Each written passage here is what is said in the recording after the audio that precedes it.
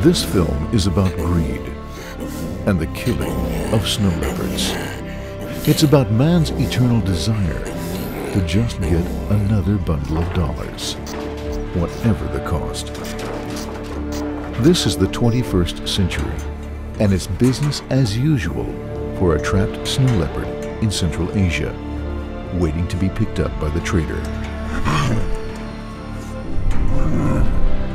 The spotted fur of a snow leopard is often regarded by tradesmen as exclusive as that of the tiger. The war against poachers and their illegal trade in snow leopard hides and body parts will one day come to an end when there are no snow leopards left.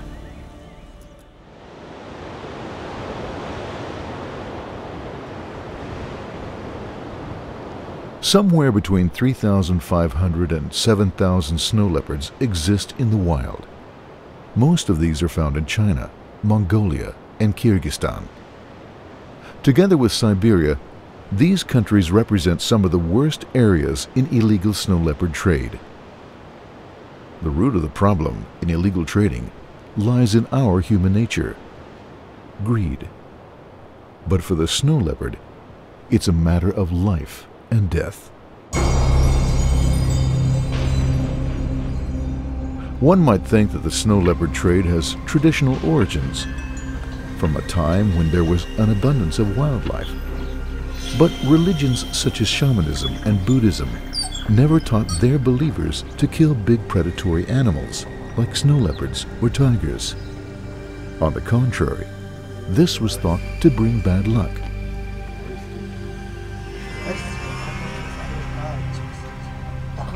The main motive today is money, or just sheer greed.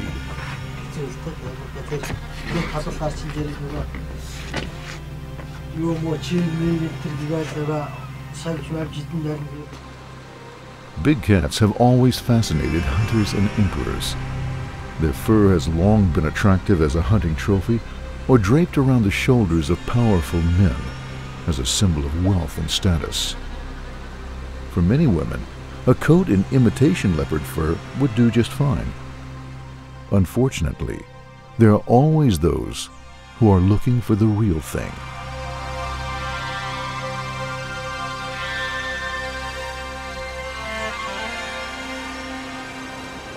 The southern parts of Siberia are the snow leopard's most northerly habitat. According to legend, when God created the earth, He held His hand over Siberia a little longer, so that it got more than its share of natural resources. But another legend tells us that when God realized man was not worthy of this abundance, He froze the land and hid it under a cover of ice and snow. In the same way, God created the animals, placing one big cat as far from humans as possible. We knew him as the snow leopard.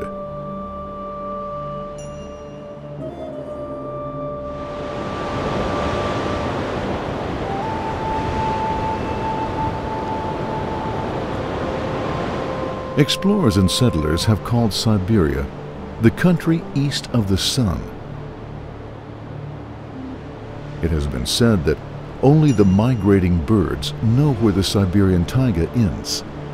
And it's also been said that no one can really claim to have been to Siberia until they visited it in the wintertime and experienced the freezing cold, where running water can be as rare as gold.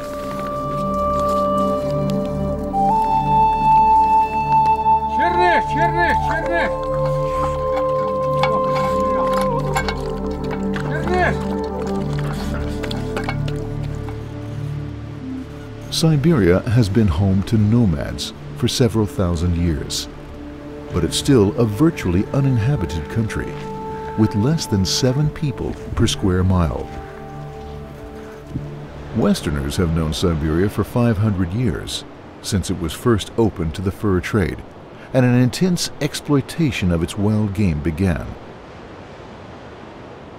During those pioneering days, small groups of tough, reckless, and determined men made their way across the frozen swamps and endless forests on foot, by dog sled, and on horseback.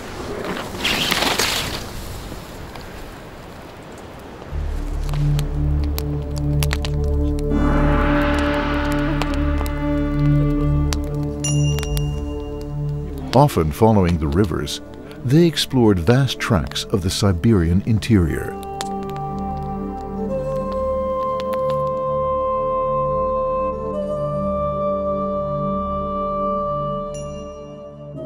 In the southern parts of Siberia lies the Sayan-Shishensky Reserve in the Altai-Sayan region, a relatively intact ecosystem large enough to allow ecological processes and wildlife populations to fluctuate naturally. This snow leopard track along the frozen Yenisei gives proof to the fact that the Altai-Sayan region is one of the most northerly habitats of snow leopards in the world.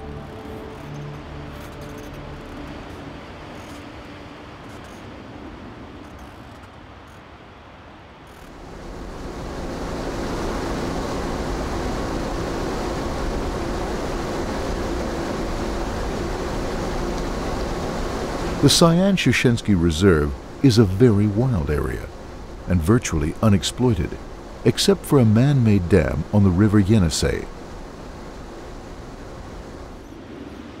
Wildlife tourists who visit this area of the world will undoubtedly find pleasure here. There's something for everyone, sights and sounds. Such as a Maral deer belting out his high-pitched call to impress his rutting buddies.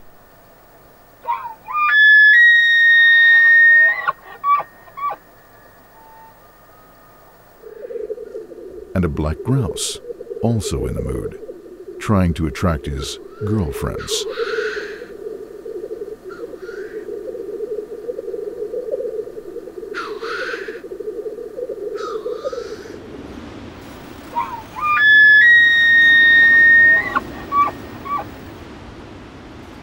The Altai-Sayan region is considered by some to be a future El Dorado for wildlife tourism.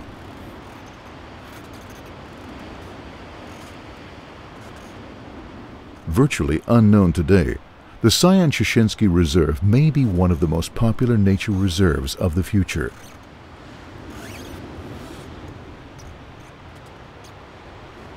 With its steep, rugged mountains and swift, cold streams, it's a place for people with a keen interest in wildlife and new adventures. Конечно, смертность практически врагов у барса здесь нет. Boris Petrovich Savatsky lives close to the Sayan-Shishensky and has studied its wildlife and the snow leopard of the area for the last 25 years. Допустим, мы за 25 лет нашли съеденных волками, а чтобы барс конфликтовал с волками. It's his opinion. The snow leopard has practically no enemies except for wolves. Второй объект питания барса, это может быть косулю находили, морала находили, кабаргу находили. During the past 25 years, he has found 3 lynx eaten by wolves. However, it's very seldom that snow leopards come in conflict with either wolves or lynx.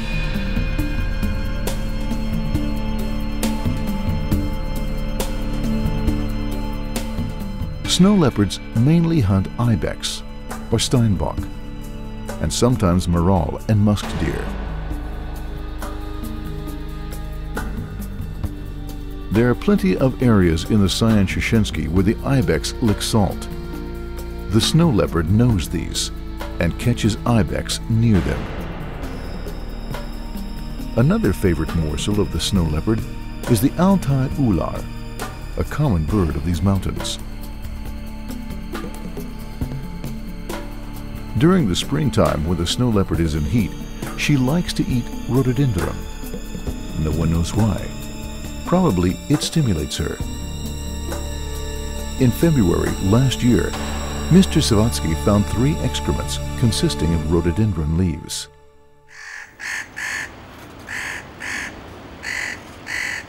Probably the best known Siberian animal is the sable. For centuries, Russia paid its debts with the skins of sable, fox, beaver, and other animals, sometimes even a snow leopard.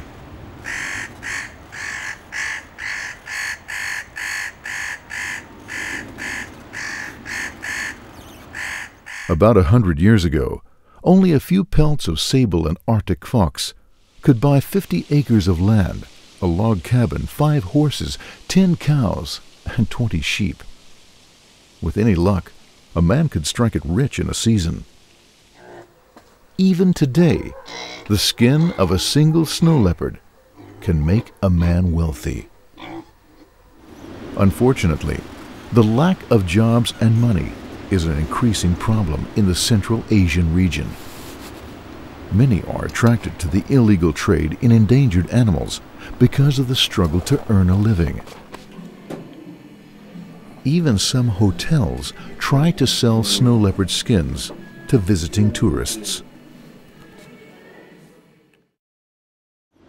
The habitat of the snow leopard is confined to the mountainous regions of Central Asia, such as the Altai-Sayan Mountains of the north, the Tian Shan, Kunlun, Pamir, Hindu Kush, and Karakoram further to the southwest, and the Himalayan ranges in the south.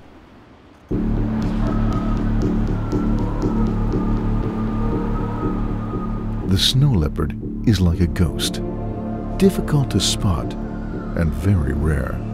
Some locals consider him to actually be the spirit of the mountains.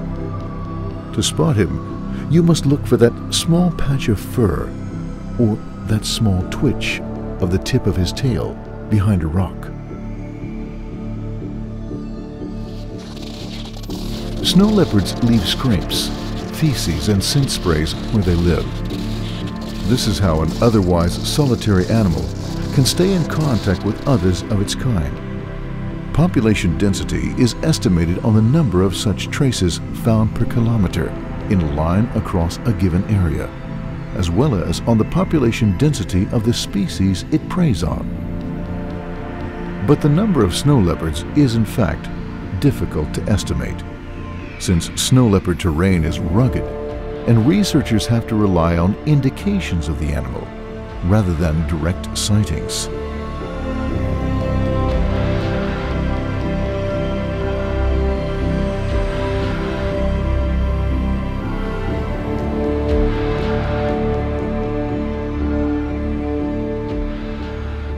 Snow leopards are usually found at elevations between 2,000 and 5,000 meters, as is their main prey, the ibex.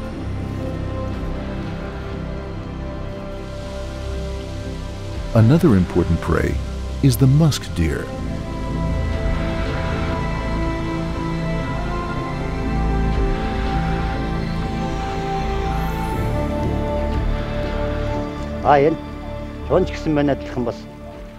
A shepherd will occasionally kill a snow leopard or a wolf to protect his livestock. If forced to choose between saving his animals and sparing the snow leopard, any shepherd knows his job. But the conflict of interest between livestock owners and snow leopards is not as big a problem in the Central Asian countries of Mongolia, Kyrgyzstan, and Kazakhstan. The traditional method of using dogs to protect livestock against wolves and the occasional snow leopard is the most effective one. But in many areas, the livestock are only kept in poorly constructed pens during the night.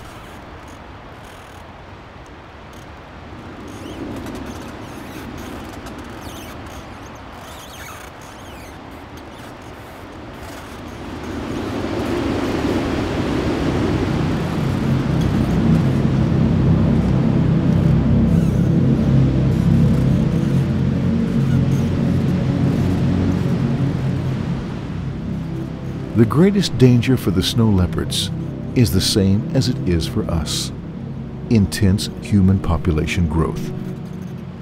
Areas void of people are becoming increasingly rare.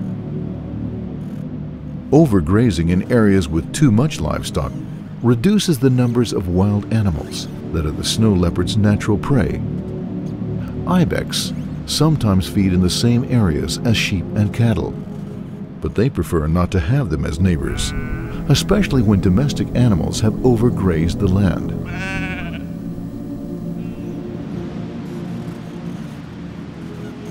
According to scientists, a very small number of all livestock living in snow leopard territory in Central Asia are actually killed by snow leopards. Wolves are responsible for most kills, and even include an unlucky dog at times.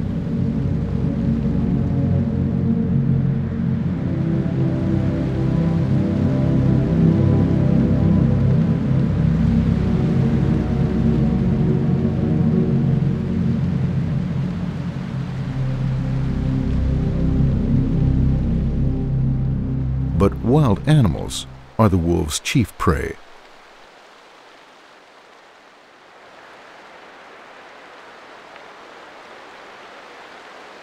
When a dead animal is found, it's difficult to determine whether a snow leopard, wolf, or bear has made the kill. It might even have been a yeti. The field evidence is often contaminated and in bad condition by the time the carcass is located. In this case, there were wolf excrements near the carcass of an ibex, and this trophy from an Argali sheep was most likely not left by a snow leopard, but by a poacher, the snow leopard's worst enemy.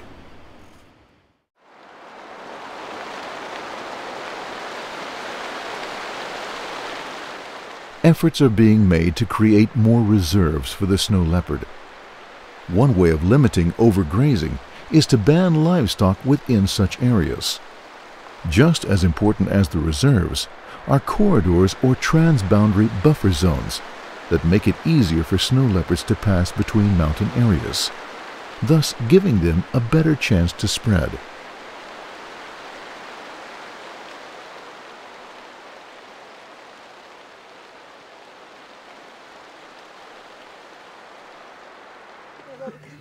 If livestock is to be moved and kept outside these reserves, it has to be a worthwhile option for the shepherds.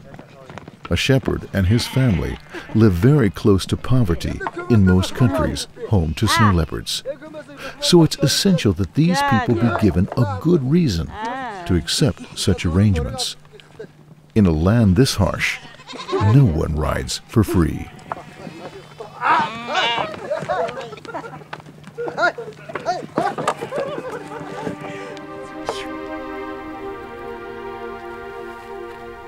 Sergei Otrokov is one of several inspectors from the Sayan-Shishensky Reserve.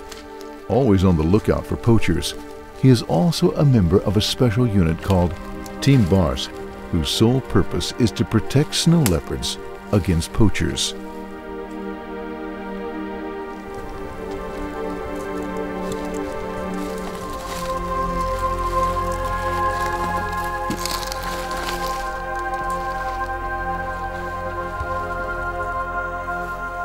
Like many inspectors in these remote Russian outposts, Sergei's salary is low. He's given free outdoor clothing and a backpack, and expected to be able to survive in any climate, however harsh.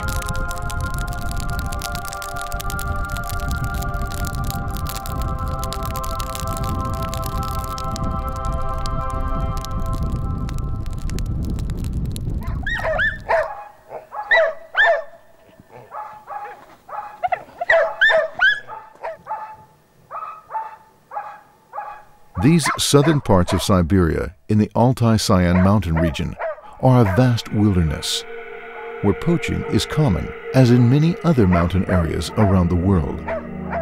For some men, it's just a way of life. It's just the way things are, and how they have been for a long time.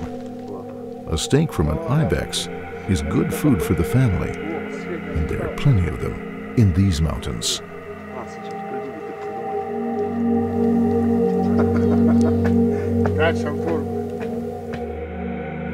Even though the snow leopard is protected against hunting in all countries, laws are difficult to enforce.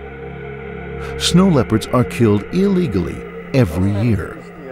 It's hard to say just how many die each year, but from the fresh skins on the market, someone is making a killing. Just the skull goes for $50.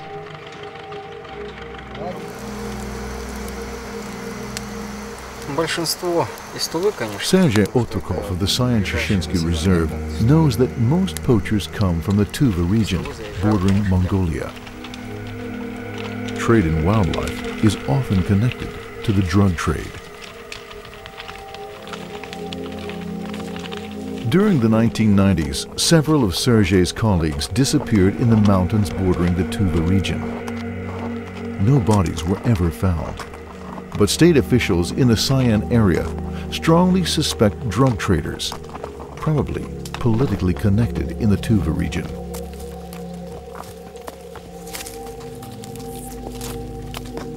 To make matters worse, cases involving wildlife are usually not prioritized by the authorities.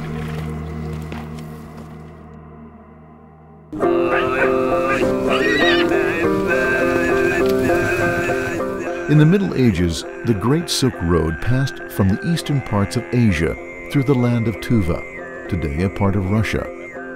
600 to 800 years ago, Tuva was part of Genghis Khan's mighty empire, and the influence of his golden horde is still seen in the present-day life of the country, both in people's appearances and traditions.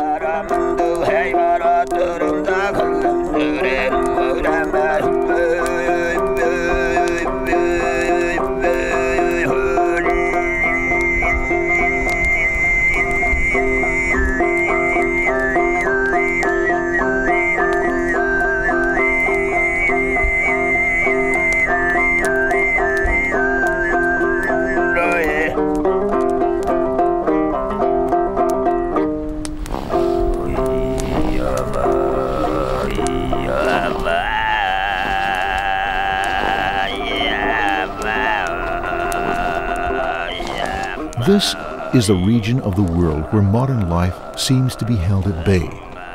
Old traditions mix with the new, and peasants are grateful for every dollar they can get their hands on. A century ago, the region of Tuva was taken from the realm of China and annexed by Russia in 1944. Today it shares a border with Mongolia. Its remote location and rather late entry into the Soviet Empire has left Tuvinians semi-nomadic, often clannish and poor.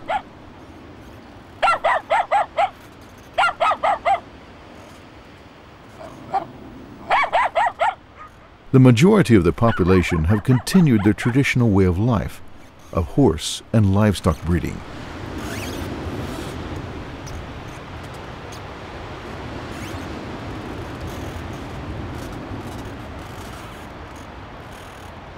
Wildlife conservation is not as high on the agenda for shepherds and farmers as for visiting tourists from Europe and America. Of course, they understand the problems threatening the snow leopard, but they can't afford to make it a priority in their daily life.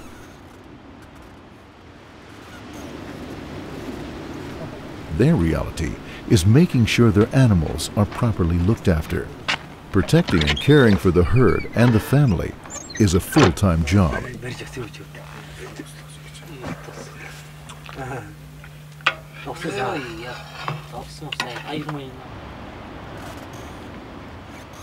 So the issue of protecting snow leopards against extinction is not really at the top of their list.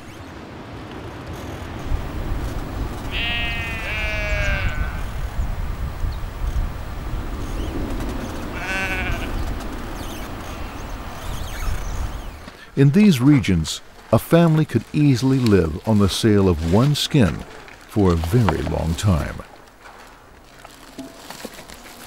Illegal trading is just part of the daily life in Mongolia and several other Central Asian countries. And it will continue to be that way as long as there is a market for endangered animals.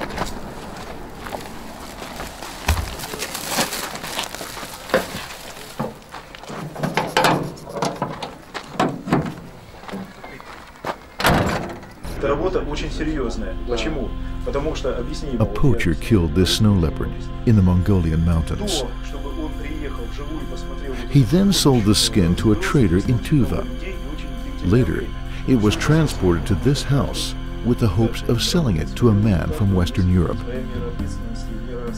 The illegal trade in Siberian tiger and snow leopard skins is a very sensitive business, and criminals won't hesitate to protect their business any way they can. But as always, when a lot of money is involved, greed can take the upper hand. While trying to sell this skin, the criminals took a calculated risk of getting caught. Here, $5,000 goes a long, long way. When the foreigner told the Russians that skins are cheaper in Mongolia and that he might buy some there instead, they told him he should do business with real trustworthy businessmen. He had better do it with these Russians. The Russians call the Mongolians cheaters and not trustworthy at all. And so the business talk went on, with suspicion on both sides. The meeting did illustrate one thing very clearly. There is a market for snow leopards in southern Siberia.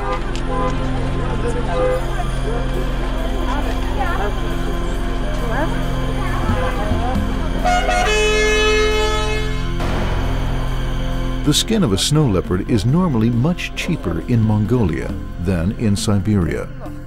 On the black market, a good pelt sells for approximately $300 to $500 US, a lot less than the normal price in Siberia. This is a lot of money for most people in these parts of the world. Trading is usually done at local markets. The first day, a call is made to someone. The next day, it's time for business. Illegal trading in Mongolia is not a small problem. It's a huge one.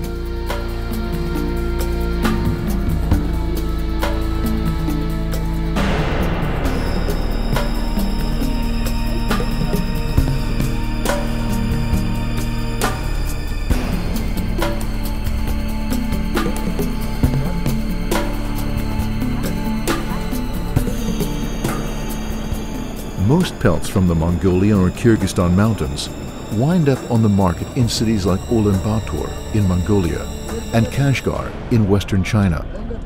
Smuggling is done on horseback through wild terrain or by car following small mountain roads. Widespread corruption among customs and police officers make life easy for smugglers. Clear-sightedness never guarantees perfect vision. Wealthy customers mean healthy business for the illegal trade in endangered species.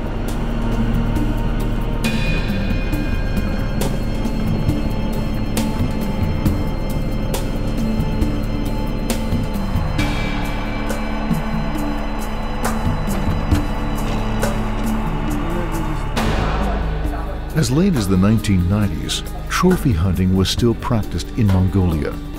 Medals awarded for record snow leopards are on display at the museum in Ulaanbaatar. Today, a single pelt in Kyrgyzstan can be sold for the equivalent of 60 monthly salaries there. A snow leopard fur coat made from 6 to 11 pelts can fetch as much as $60,000 in Southeast Asia. And that's one reason why snow leopards are still killed, and why Central Asian police want to put poachers on the endangered species list.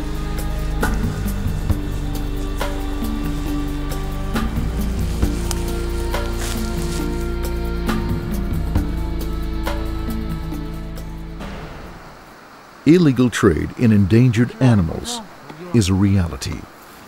It's going on right now. And there are some huge problems to solve before it will come under control. The exclusive price tag of a snow leopard will always tempt men to try and kill them. Usually snow leopards are trapped and then shot while still in the trap, or sometimes taken alive for a possible sale. Kyrgyzstan has a long tradition of capturing snow leopards alive. In the Soviet era, there was an institution called the Zokombinat, whose purpose was to procure live wild animals for foreign buyers. Today's trappers still use a steel trap. The snow leopard is a creature of habit and known to follow the same routes and trails. Sooner or later, he's bound to get caught in one of these hidden steel traps. Now that they're out of work and presumably out of money as well, these men who worked for Zokombinat are likely to pose a significant threat to the snow leopard population in Kyrgyzstan, especially with their connections and special skills. It's been estimated that 90% of all snow leopards in Western zoos today originally came from Kyrgyzstan.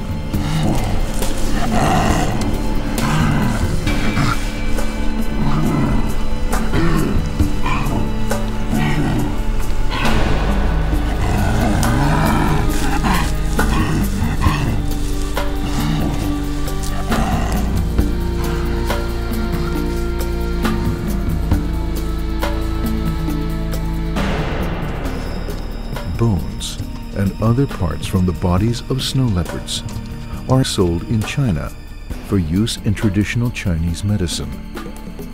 Chinese police, however, have intensified their efforts to control this illegal trade. Focusing international interest on the plight of the snow leopard has now led to more severe punishments for shooting and trading snow leopards compared to just a few years ago. Yes, seems good. Seems good, this skin. Winter skin? Өвлөрс тэ сая өнгөрсөн өвлөрс. Яг өссөн. Одоо юу бүгд гүйцчихсэн. Гой ба.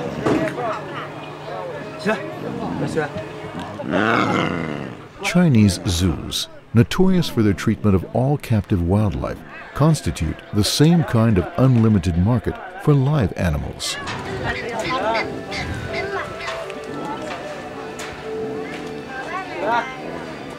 Unsuccessful zoo breeding of the animals has increased the pressure to capture snow leopards in the wild.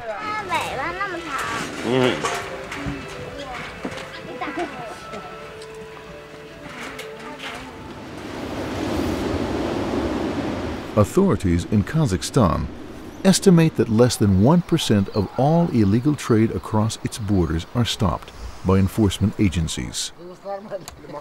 Kyrgyzstan has formed a special snow leopard task force called Team Bars.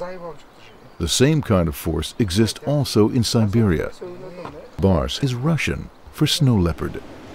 These teams have been established to carry out undercover investigations, question, and if necessary, arrest suspects, confiscate equipment, weapons, vehicles, and skins, as well as live snow leopards.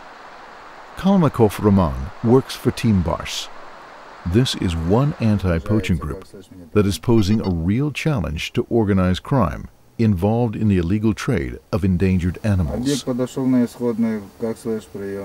Violent counter-actions can be expected anywhere and at any time. Some of Team Bars's men have been severely injured or threatened. In this situation, a tourist was trying to buy a skin. He was also equipped with a hidden camera. That I have, but nothing. Don't do it. Okay. It's dangerous. Okay. So how much? How many you can? Well, I can't pay you very much for a skin like this. It's not very good skin, you know. Problem.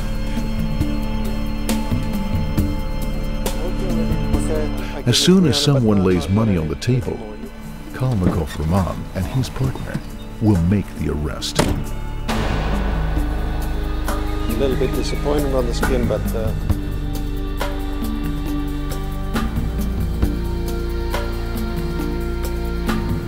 Что вы делаете? Вы не имеете права.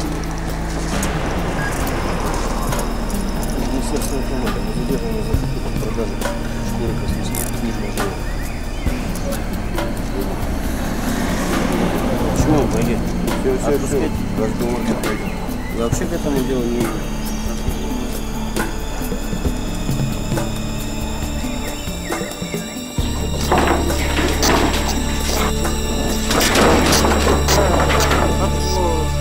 dead or alive. When it comes to hunting snow leopards, it's no holds barred, especially when there's an extra buck or two in it for a poacher. And trapping snow leopards is less risky than running a prostitution business or than murder and blackmail. Several times over the past years, Team Bars has succeeded in confiscating live snow leopards from various criminals.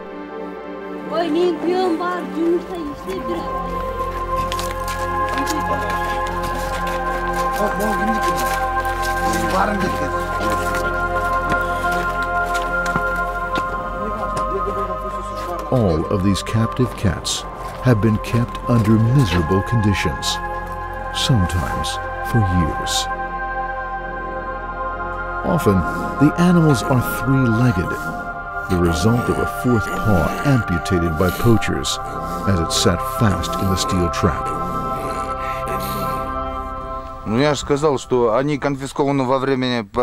The confiscated cats were to be sold to wealthy people in Russia, China, or Kazakhstan, or to zoos or people who just keep them as status symbols. Today, the snow leopards that were confiscated are kept in a hidden facility. Maybe one or two of the confiscated snow leopards are to be released to run free in the future.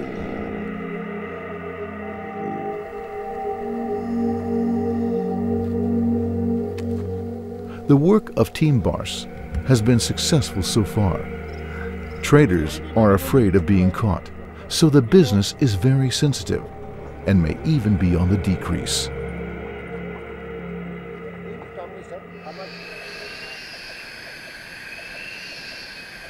For more than 2,000 years, the bones of big cats such as tigers and snow leopards have been used throughout Asia in traditional Chinese medicines. The bone of the tiger is believed to have an anti-inflammatory effect, particularly in cases of arthritis. But the main healing effect is no doubt a mental one. The belief is that strength and power can be derived from eating slaughtered cats or powder made from them.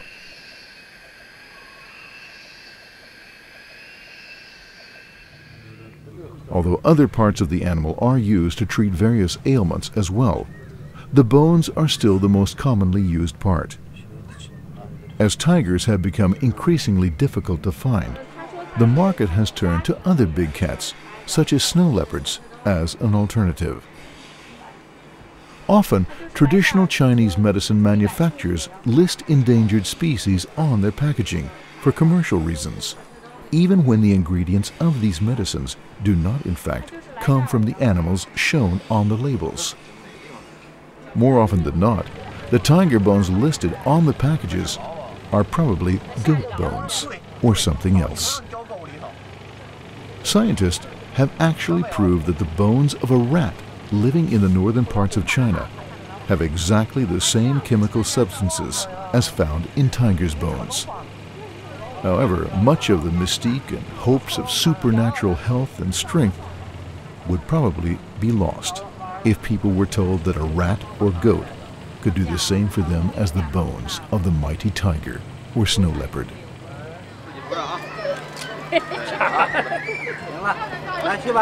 According to practitioners, traditional Chinese medicine, or TCM, is an empirical science of healing that has proved its worth in Asian countries for more than 2,000 years. Although TCM is more philosophical than empirical in its understanding of bodily functions, it is possible that some of its methods work. This is still a matter of widespread debate. Somewhere between 25% to half of the world's population use traditional Oriental medicine, and currently China exports about $600 million worth of traditional Chinese medicines worldwide every year. Within the next 10 years, the market is expected to increase its turnover from today's level to approximately $12 billion. With a population of 1.2 billion people, China is the biggest consumer of endangered animals in the world. Increasing wealth will probably lead to an even higher level of consumption than that of today. More snakes, lizards, turtles, apes, and even big cats will be served as exotic dishes. At this very moment, the fate of the last snow leopards hang in the balance.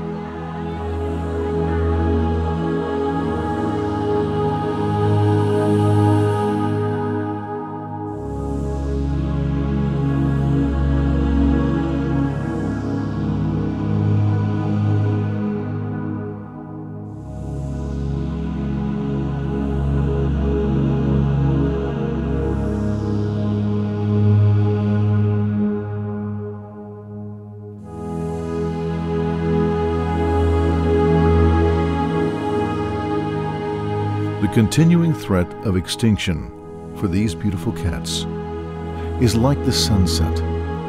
Infatuated by its intense beauty, we have been blinded by its light and desired to capture its glory for ourselves. Finally, the sun has set as we have placed its light in a box to keep and hold for all time, not knowing that we will never look upon it again. Maybe we are blind and unwilling to open our eyes to what lies ahead for the snow leopard if nothing is done to curb this senseless slaughter and raping of one of nature's most beautiful creations. Hopefully, we'll react before it's too late. But without the support of the local population, efforts to save the snow leopard are doomed. Illegal snow leopard trading has to stop. This is no easy task.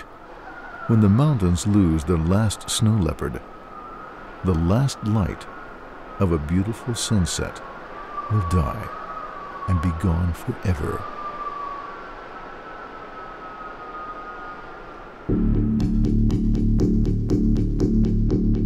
The title of this film, Spirit of the Mountains, was suggested by the words of a Siberian shaman. There are many reasons why we should listen to what he has to say. According to the shaman, he is the only one who is in touch with the spirit of the snow leopard. He knows the ancestral spirits and can invoke them or repulse them. He knows the secret language of the animals. And he walks in the Shadowlands. Mystical sounds of hoofbeats carry him on his flight to another world, to the mountains where the snow leopard roams. There, he can speak to the spirit of the snow leopard. Местах. И если наша деятельность будет продолжаться в таком же темпе, мы можем видеть их только в виде. He says the snow leopard lives high in the snow-covered mountains. He warns us that if we carry on as we have, we will see him only in old slides or as stuffed animals. The shaman knows there are very few snow leopards left and that human encounters are usually bad for them, especially with hunters. He also tells us that the spirit of the snow leopard is a mirror to the world and where mankind is going. The snow leopard is the spirit of the mountains.